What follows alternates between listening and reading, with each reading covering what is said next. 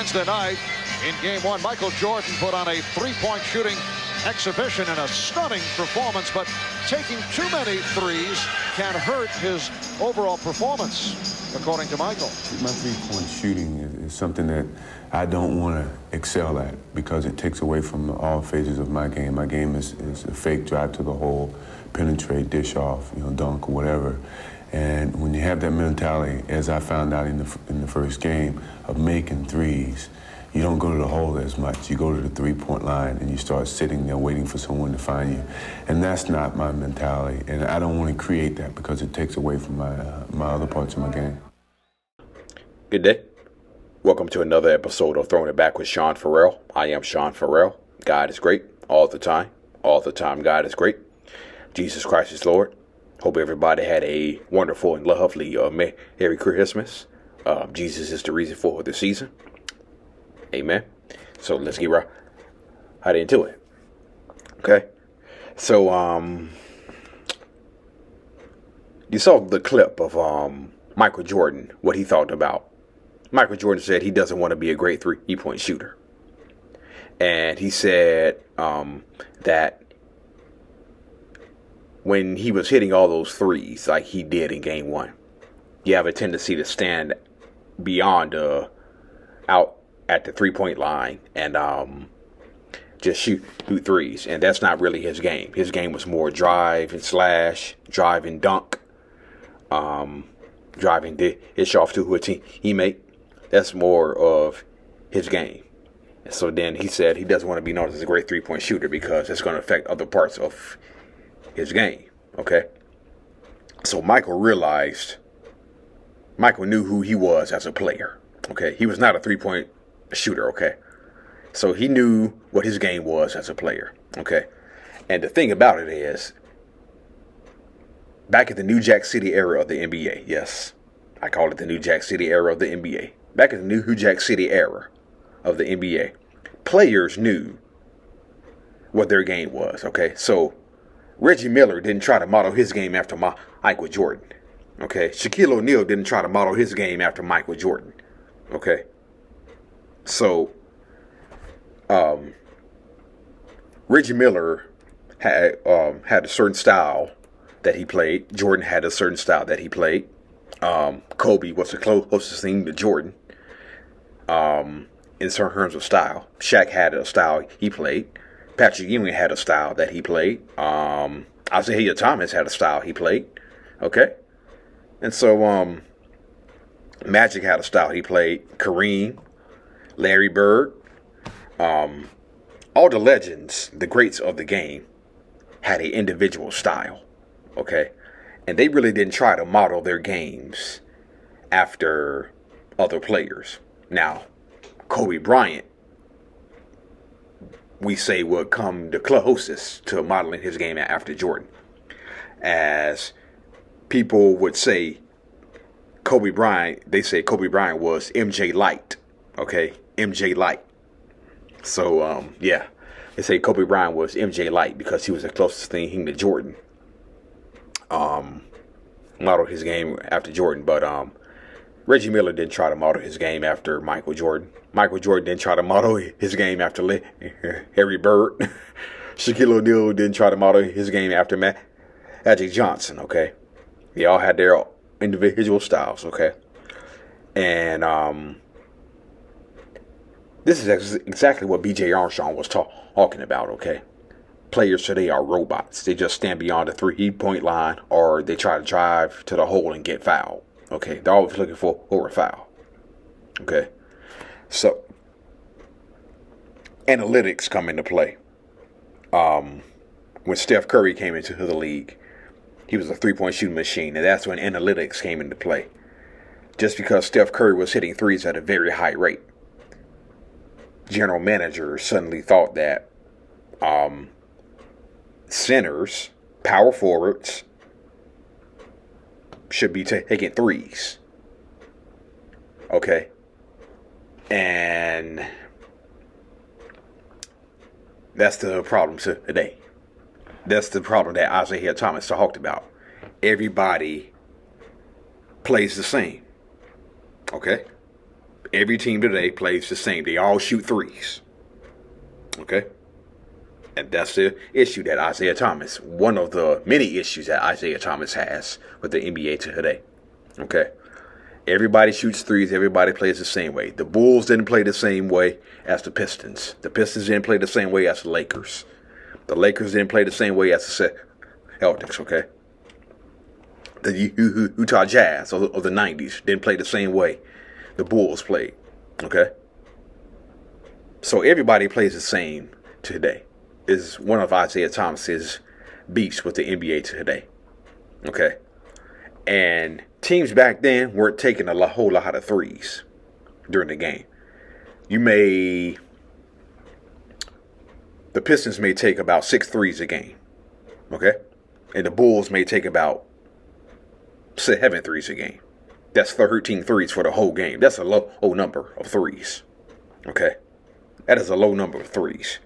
So teams back then weren't shooting a whole lot of threes, okay? Both teams would combine for like 13 threes, which is not a high number of threes, okay? But like Isaiah Thomas said, everybody that they play is the same. I saw in one game where I believe the Bulls were playing the Knicks, if I'm not mistaken, where 82 threes were shot. The two teams combined for 82 threes, okay? That's some of the saddest shit I've ever seen on the face. That's some of the saddest shit I've ever saw. Oh, Lord have mercy. And people are continually getting on the NBA players, the commissioner, too many threes among the several issues of the NBA, okay? So, yeah, everybody plays the same. Jordan realized who he was as a player. Magic knew who he was as a player. Larry knew who he was as a player. Bird. Kobe Bryant was MJ Light. Shaq knew who he was as a player. Okay? Kareem Abdul-Jabbar knew who he was as a player. James Worthy knew who he was as a player. Wilt knew who he was as a player. Bill Russell knew who he was as a player. Jerry West. Walt Frazier. Willis Reed. Elvin Hayes. Hakeem. All these players knew who they were, and they didn't try to be the same. They all didn't try to be the same. Is what I'm trying to say, okay? So yeah. So which leads me into something that Tracy McGrady said. Hold on. Okay, let me find it. I just had it somewhere. I know I had it somewhere. No, not that. No, not that. Okay. Give me 1 second. 1 second. There we go. Okay. So Tracy McGrady said one of the dumbest things I've ever heard. Tracy McGrady dismisses claims Michael Jordan needed the triangle offense to win. He's too cerebral of a basketball player. Tracy McGrady thinks that Michael Jordan was too good not to figure out how to win titles. Okay. Let's discuss that. What he just said. Look at the coaches Michael had in his first 5 years in the NBA. Kevin Lockery, Stan Alback, Doug Collins.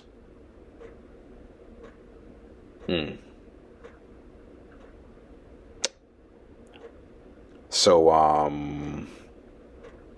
player who knows how to win titles doesn't run through 3 coaches in 5 years. LeBron. I'm sorry, I just had to take that dig at LeBron. Anyway, back to the main point.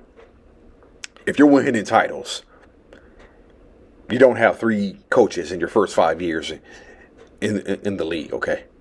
When you're winning titles, you don't have 3 coaches in your first 5 years in the league, okay?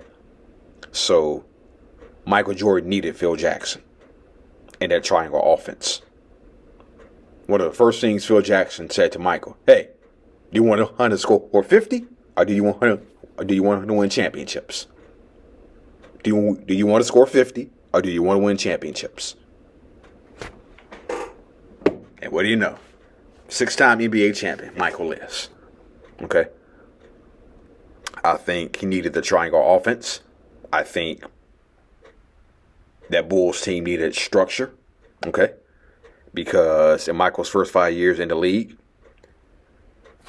3 head coaches, the system was Michael. That was the system. Jordan's first 5 years in the league, the system was Michael. Remember what Scottie Pippen said in The Last Dance. Doug Collins' approach was catered more towards Michael. Phil's approach was more catered towards team.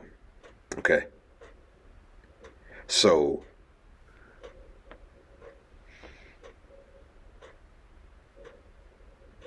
Michael needed Phil Jackson, okay, in that triangle offense, and I think it worked perfectly. And I think it worked perfectly because when Tex Winter brought in that triangle offense, you saw more team play with the Bulls. Pippen developed to an all-star, okay? And the role players began to come on. I remember it was a game in Detroit. I wasn't young enough to remember NBA games in 1990 because I was only around 4 or 5. But I remember reading Jordan's book, and the Pistons beat the Bulls by 10 at home during the 1990 season. But Joe Dumars says he spotted a new challenge. He went to Isaiah after the game and said, hey, we have problems. And Isaiah was like, what? What are you talking about? All the angles and the stuff, the moving around that they were doing. And so then Pistons assistant coach Brendan Malone said, we immediately saw it was going to be harder to double team Michael Jordan because of the type of offense the Bulls were running. Okay. So it didn't help that year. The triangle didn't help that year, but the next year they broke through. Okay. So, yes. Michael needed to know how to win titles, okay? He needed to know how to win titles. And he needed Phil Jackson to teach him, okay? That's why Phil and MJ was perfect. Phil and Michael Jordan were just absolutely perfect for one another. Absolutely perfect. And the triangle offense is based on a lot of jump shots. The triangle offense is structure. Okay? So you look at everybody from the first half of the 6 titles to the second half of the 6 titles. Triangle offense was a jump shooting offense. So Michael could hit a 3 and a jumper. Scottie could hit a 3 and a jumper. Armstrong, Paxson, Hodges, Horace Grant was a great mid-range shooter. Okay. So then Cartwright could hit a jumper or 2. Then you look at the second half of the 3 EP. You had Longley could hit a jumper. Judd Bushler, Steve Kerr, Tony Kukoc, Rodman, when he wanted to, could hit a jumper. Yes, Rodman, when he wanted to, could hit a jumper every once in a while. You still had Jordan Pippen. Okay. But yeah. So, yeah.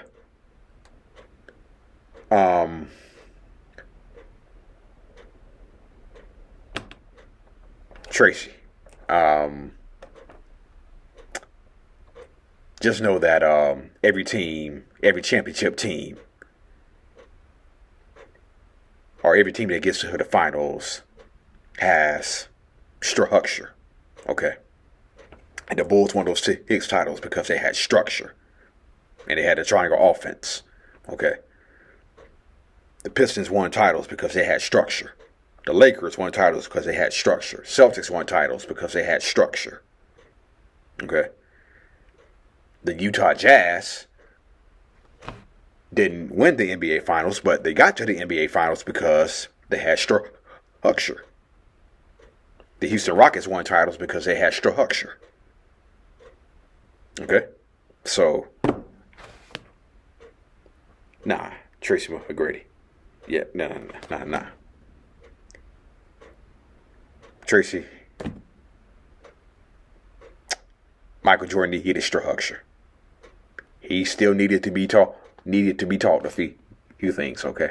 And Phil Jackson was perfect. Now, what structural system has Tracy McGrady ever played in that y'all can think of? Okay? Think about that for a second.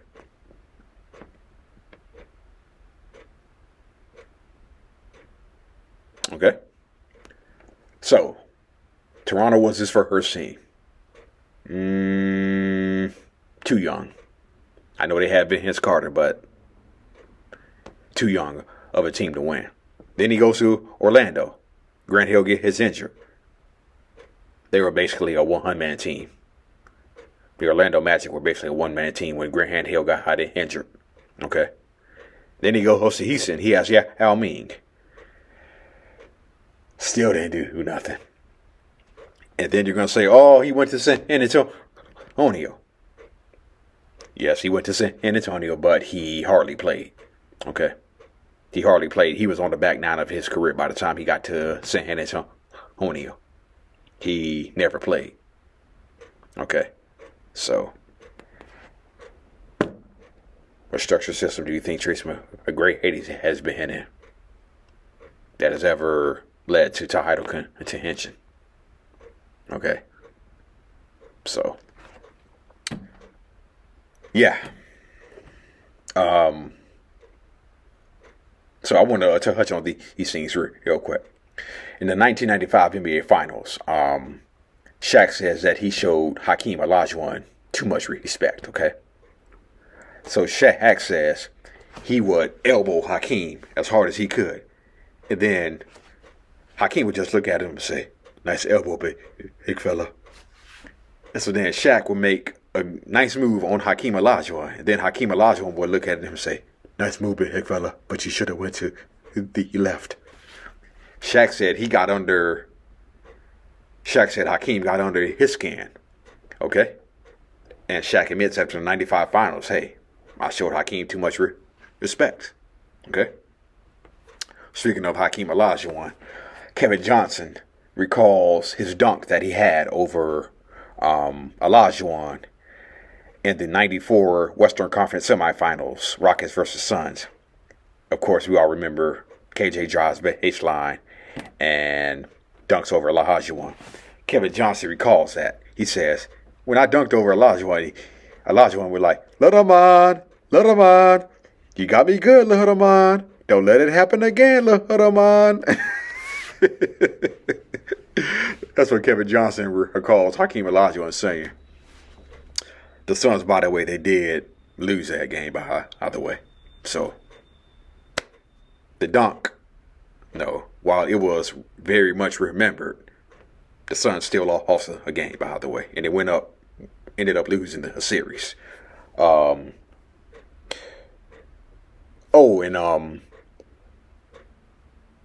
Robert Parish versus Bill Laimbeer.